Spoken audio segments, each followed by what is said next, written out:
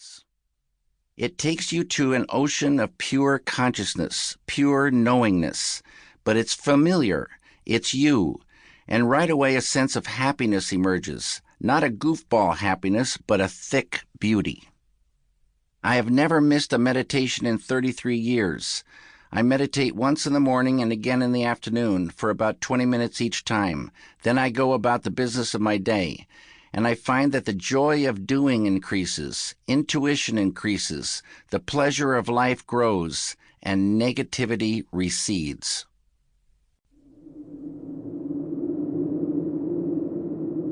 Suffocating rubber clown suit. It would be easier to roll up the entire sky into a small cloth than it would be to obtain true happiness without knowing the self. From the Upanishads. When I started meditating, I was filled with anxieties and fears. I felt a sense of depression and anger. I took out this anger on my first wife. After I had been meditating for about 2 weeks, she came to me and said, "What's going on?" I was quiet for a moment, but finally I said, "What do you mean?" And she said, "This anger, where did it go?" And I hadn't even realized that it had lifted. I call that depression and anger the suffocating rubber clown suit of negativity. It's suffocating, and that rubber stinks. But once you start meditating and diving within, the clown suit starts to dissolve. You finally realize how putrid was the stink when it starts to go. Then when it dissolves, you have freedom. Anger and depression and sorrow are beautiful things in a story, but they're like poison to the filmmaker or artist. They're like a vice grip on creativity. If you're in that grip, you can hardly get out of bed, much less experience the flow of creativity and ideas.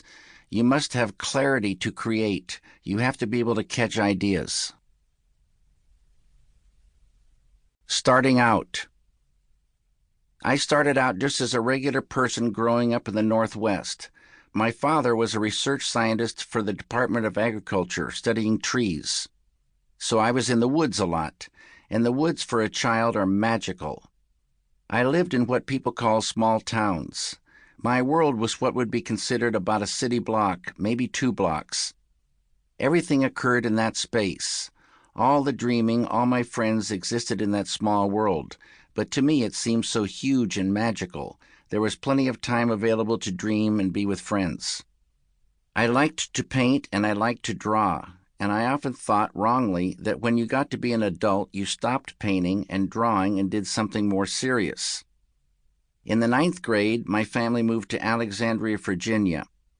On the front lawn of my girlfriend's house one night, I met a guy named Toby Keeler.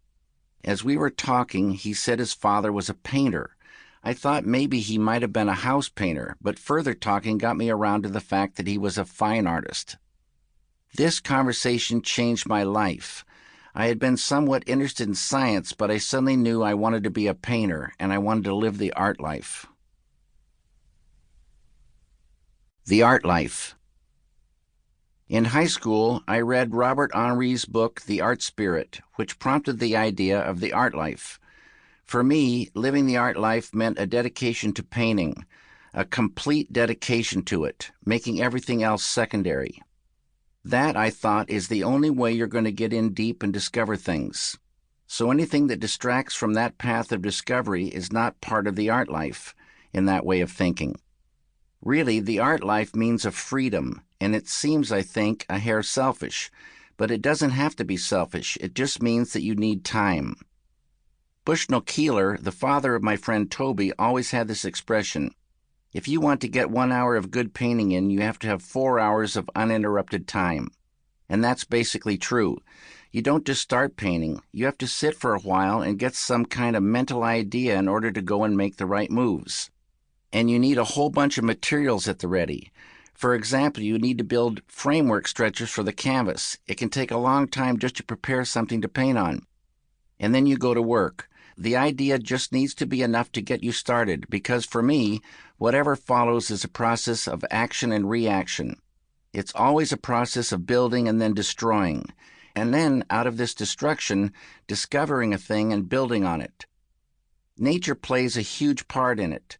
Putting different materials together, like baking something in sunlight, To keep listening to this audiobook for free, click the link in the description. It will take you to a free Audible trial where you can listen to this and many other books for free for 30 days.